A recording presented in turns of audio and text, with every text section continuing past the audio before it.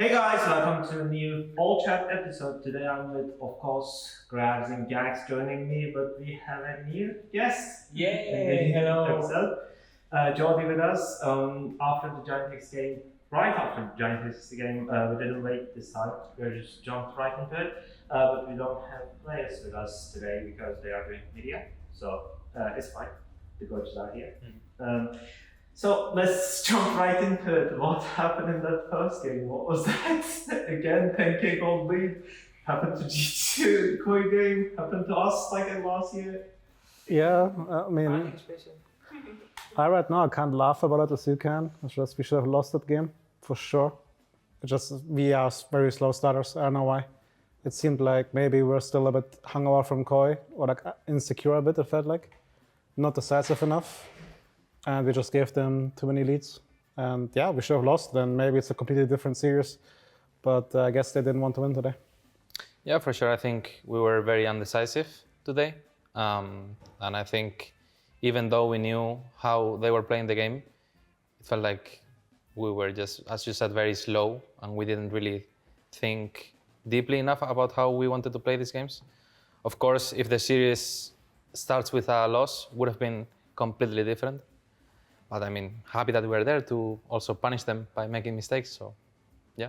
So when a game like that happens, like the first game, and they lose like from the Nexus, does it change like the entire direction of the series? I mean, for sure, mentally it took a toll on them. I think we were already preparing for blue side, right? Yeah. And then suddenly we win the game. I tried to make sure that enemy teams saw that I was very happy, like I was forcing my, being very happy. So I was smiling, so they could see that, yeah, they shouldn't have lost that one. But yeah, I think even if we would have won or lost, regardless, I think what I would say to the players outside would be the same. But yeah, it changes the draft for sure. Yeah, I mean, they have some players who are known to not be necessarily the most stable mentally when it gets hard. I mean, that's something that we also knew from before. Certain players you can target a bit more on draft and in-game.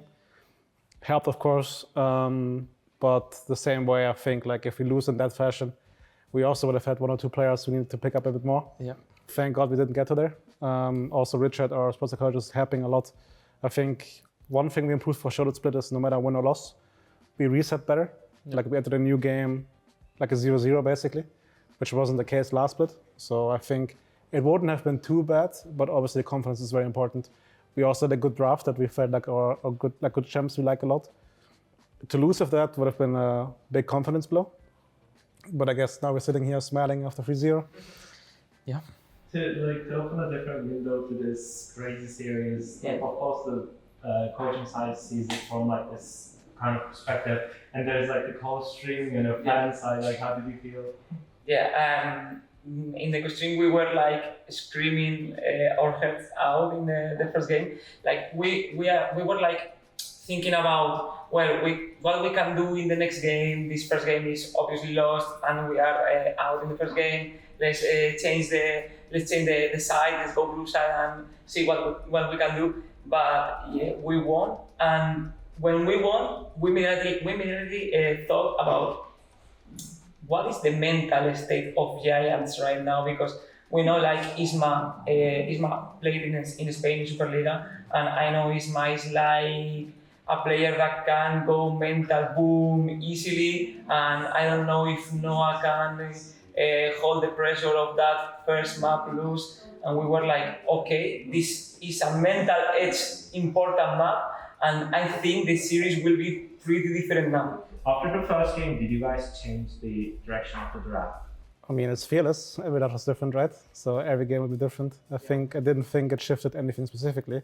It's just, okay, these champs are out, which are next to piece. So like every game, basically. I mean, I know Noah for a while, and I knew he wanted to pick Kai'Sa, right? So I think that's kind of a very important pick for the series that we were thinking about. And also there's Sion. Like we knew they played it against us in scrims, and we knew it was coming in game 3. So it wasn't really a surprise. Because after the game 3 draft, like Giotto asked us on stage, like, why did you nearly? Like, we know it's coming, we don't really care. And he was like, oh, really? And I guess she couldn't win the game. Yeah. But that's also like Giants is a good scrum partner. So we play them quite a bit. So I think we knew their tendencies, they knew ours. So it was way easier to draft today than against Koi. Because I think the Giants players, or they play really well if they're practiced on something. But it also means you know what's coming. Yep. And could prepare accordingly. I think that also didn't help them, that they don't have that flexibility. I mean, we had talked about it before the game even. That could be like we both felt the Pyke energy today. Yeah. And usually I ask players like, if you could choose, what do you feel today? And like Pyke was one of the answers. Was a good scenario, so we just went for it. Of course, trio is a trio is great, but like how about the execution of the plan?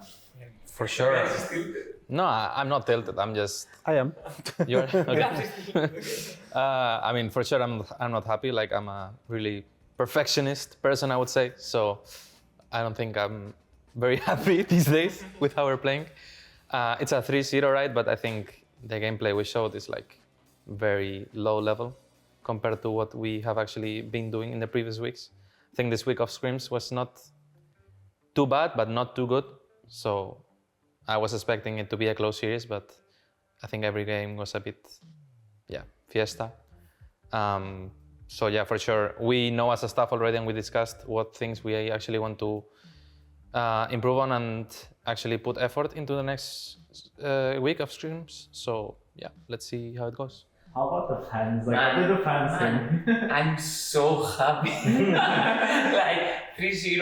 Like I was in Berlin this weekend for doing co-streaming in the co-stream booth in Berlin in the Riot Games Arena, and every day Guillotto and Rox came to my co-stream saying, "Jordi, vas a caer, you will lose 3-0, you will see today."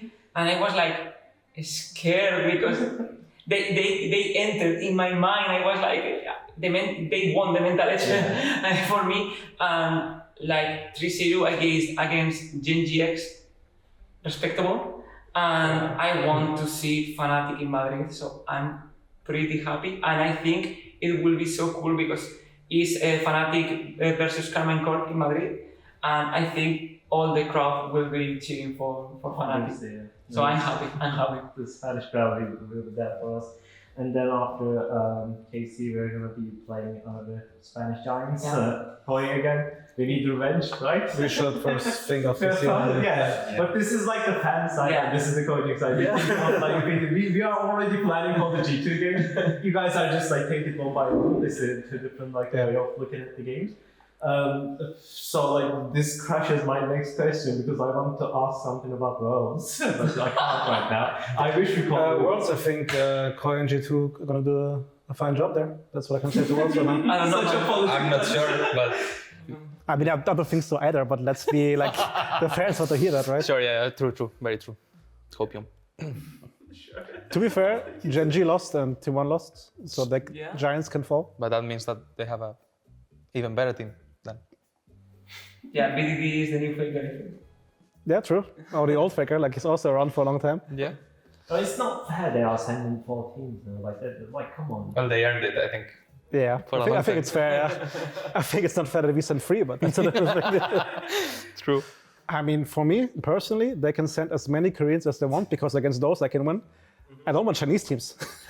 I still haven't won against Chinese. Yeah. We have a bad history with Chinese teams. Like it started with puppies first, like the stupid till we almost won that. Yeah. And I think that changed like a lot of things in the Fnatic history. Like that 2-0 turning into like a reverse sweep, and nothing went good after that. Like, The 2018 finals against Invictus Gaming. Yeah, IG. Like we do always have like some beef with Chinese teams. They do like give us like a hard time. Yeah. Also, we draw them a lot. You know, we played against BLG, Rainbow, like Twice. LNG. We played against. We played like almost like every Chinese team by now, like whoever makes it the Worlds, which is kind of crazy. This is such a mean question. What skin are the boys picking for after Worlds? This is like that. They should whip themselves and not get skins for their. That's fine. Like, question for them. We did it once. Why can't we do it again? We did it once. We are the only Western. Let's get there first, so then we can talk about how far we get. This is just rage baiting, I guess. No, it's fine.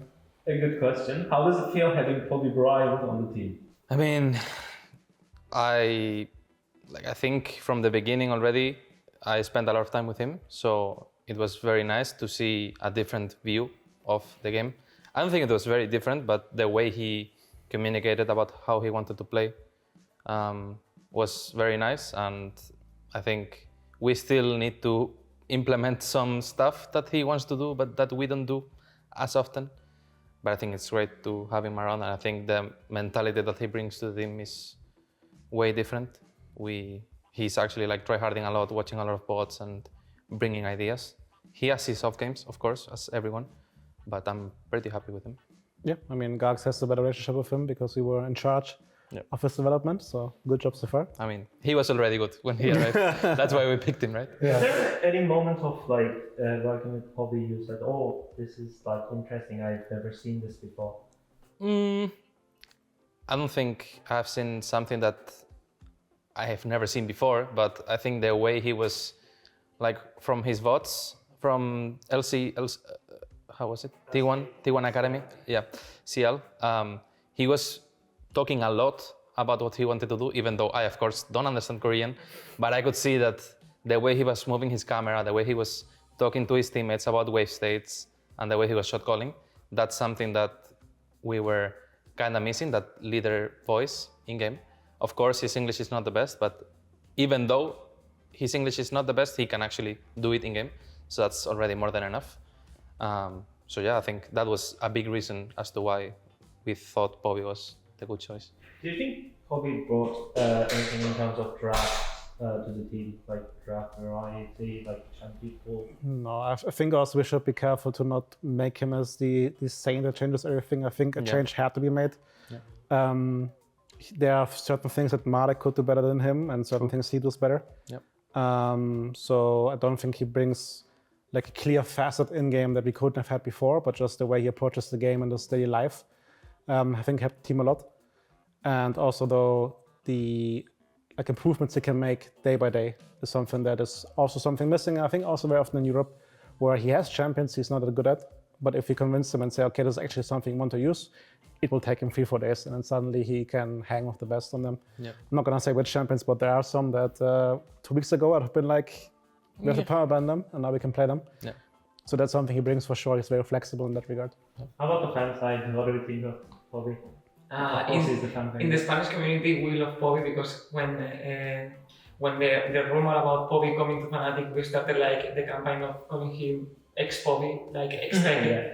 And he put that name on the solo queue account, and we were like, yeah, you're one of us, ex-Bobby. And I don't know, I feel like we adopted Bobby as our son right now. We love him, we think he's pretty cool, and he talks pretty good English, and he's coming to a lot of content from Fnatic, and I think that the fans love Bobby pretty much. So another question, we can see that Oscar has been playing some new champs today and has been doing very well with the Cho and Rek'Sai R5. It looked like he was our worst player individually, but he showed today really boost to confidence. Is it something you targeted preparing to be serious? I wouldn't say we got into the day saying we will draft or play for Oscar specifically. I think that, again, over the weeks, I think Richard helped him a lot, our sports psychologist, to like understand himself better in terms of like his performance. And when he plays a bit worse, he's someone who can get in his own head sometimes. He improved in that. But also every day is a new challenge. I think also I respect a lot. Haha. I think as a rookie, he does a good job this year. Yeah. But he can still not put as much pressure onto Oscar as Mervin could. And also Isma, we knew it as a player, he will look for himself, which is a playstyle they adapted. That's also what near the Sion Flexmid. But we knew that also means that the laners know they can play a bit more aggressively. And Oscar did a good job for sure today. I think we just had a better idea of what counter picks and blind picks you can do than last week. And yeah, good job on Oscar.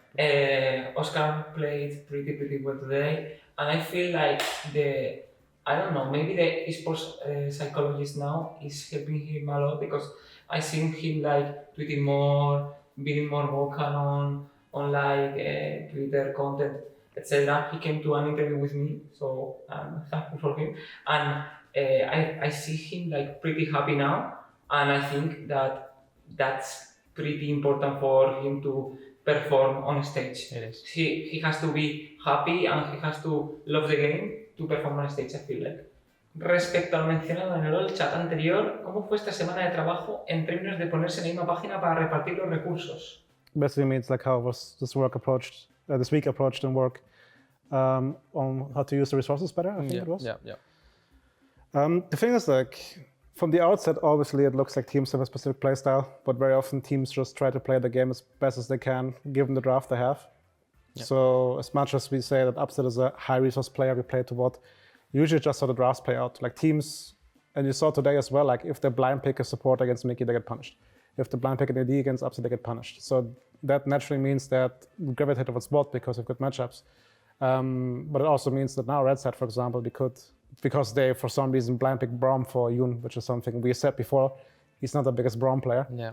That gives us also more leeway, right? Because normally Oscar is the one who sacrifices then in draft to get better for bot. We changed it up a bit this week, and we gave Oscar clear responsibility. Upset also, props to him. Said this week, I will do a bit less, because he also knows he can be like very demanding in comms. Took himself out so that Oscar and Poby have more room. And I think both did a great job also in filling it. Yep. It can be better, but I think this was an active change you want to make. And we're going to be a more flexible team because of it. Pregunta para Grabs. Me han gustado mucho los planes hacia top en esta serie. Nos hacen más imprevisibles. ¿Lo estáis trabajando o ha sido improvisación de partida? Again, I think the game just has to play out. We don't enter the game saying we will gank at that time or kill him. Oscar just more comfortable asking for resources this week because he had more room in scrims. That's also the thing as well, right? That League is an information game. And if you have your thoughts and you can play a certain way, but you don't share those thoughts, no one can help you. So now with that more room, Oscar can like ask even more directly for help, for example. It also means Upset knows what's happening topside the next minute, and we have just a more team-wide plan. But again, we didn't enter the day today and saying we're gonna gank top. It just so happened. Or maybe it was a plan. Who knows? Oh, who knows? Maybe next week we go from it. Or bot again. This is a question for Grabs. Oscar has improved a lot this split. There's so many questions for Oscar, obviously, because it was like more. The MVP of the series, I think. Should be. You also, Even with the early game plans where they don't play for him, he has good performance. How have you worked with him in this split compared to the previous ones? This is more of a gas question, no? Because like they are asking the previous splits as well. So I've been here to ask this as well. Yeah, you guys can share, like you can take it to the previous split. I was talking about like the I know, I'm joking. last year. I'm big and ask for no reason. Yeah, I think the mental aspect is something that has improved a lot. I think he's a really smart guy, and I know him for a long time, but he often has issues speaking up like his mind, basically. So that's kind of like a big change that he has done. I think the way we're practicing and the way we use the days are like helping him a lot get through these kind of bad moments, or like even if it's a bad, like good or bad moment, he can actually speak up his mind more often. I think he has done it a lot in draft too. So I think, yeah, as Grab said, like I think Richard is doing a really good job with him, and it clearly showed today, I think. I think it's just a general sentiment or issue for players, I think especially in Europe, is that it doesn't matter how grandiose or good your ideas are if you can't effectively tell your teammates what you want to do. Yeah. I think before the split we had like a team talk about a certain champion, and Oscar said, I don't like to play it because you don't play around me in a good way. And I got a bit mad and told him, like, you never once took the responsibility to tell us how you want to play it. And now he's slowly going into that, right? He's like, okay, even if the game was good, this was bad for me. Can we do this way instead? And he's more open to share his thoughts, and that helps the team to understand him. Because it was never like him as a player mechanically, he's very good. He just sometimes feels disconnected, but that's because he doesn't bring himself in. And there was a big issue of his, and I think he did a good job this week again, and he has to, though, the next days do the same thing again, right? Yeah. After Koi, he got flamed to shit. Now he's MVP of the series, and suddenly people say he improved so much. Ultimately, what matters is the day-to-day, and I have confidence in him that he can bring himself in. And if he does that, he will have a good performance against KC as well. If he doesn't, maybe we'll see another tweet of people being like, Oscar, what are you doing, right? Yeah.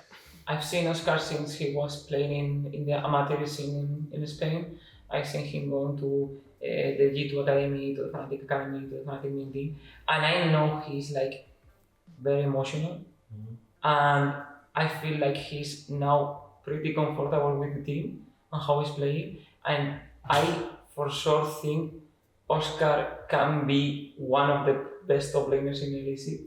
Maybe I'm like copy, I don't know, but I think he can be one of the best top laners in LEC. But he needs the confidence and he needs to love the game, and I think he's now confident and loving the game. So I'm pretty hyped for the Madrid performance of Oscar. He's the Spanish superhero, I guess.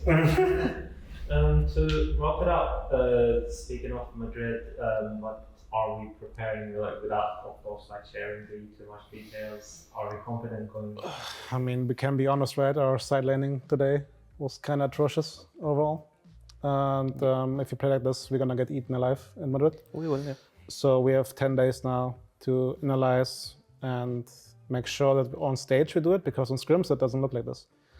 And so there has to be a trigger on stage that makes us play worse in that regard. And we're gonna analyze it, try to fix it. And I think that is the biggest obstacle right now. If we do that consistently, we're gonna be pretty confident, not only against KC, but just so the fans know, we are aware of this and we're gonna work on it. Fnatic is technically not a Spanish team, but the people in Spain feels like Fnatic is a Spanish team, and it's like Spain versus France in Madrid. Yeah. You know, the crowd will be pretty loud for you. Spanish history, even though we are not a Spanish team, like we even had like Spanish coaches, like some of them are very good. Some would say. I mean, Some would say. in the past maybe. Can you bring Not it now. back? He's talking about the Oh yeah, true. Actually, I want to say something, because fans are very passionate. If you want to flame someone in the org, flame me. Or me. I don't appreciate, I don't appreciate flame towards my coaches or my players. I'm responsible. I love your support, but if you want to let it out, do it to me. I'm old enough, I can handle it. So that's just it. Like, use me as I can take it, I'm used to it. So let's just go together into this last week, make it a party. Be positive, and if you want to be negative, understandably sometimes, here, good, do it to me. That's all. Yeah, I just want to say thank you for the support, and obviously Madrid last time was very good. So hopefully against France we can all unite, so we can beat them finally after 2 playoffs that we are losing against them. So hopefully that's the third time is the charm. I will flame Jax. Don't worry. On the cold streams, yeah. Go and watch the cold streams. Drop the link. And watch the streams. Twitch.tv/JordiLMK. Yeah. Go and watch the cold streams, guys. Yeah. This was all chat with Grabs and Gags. Thanks so much for inviting me. You can drop a subscribe in the YouTube channel, and see you in Madrid. Ciao, ciao. Yeah. Bye bye.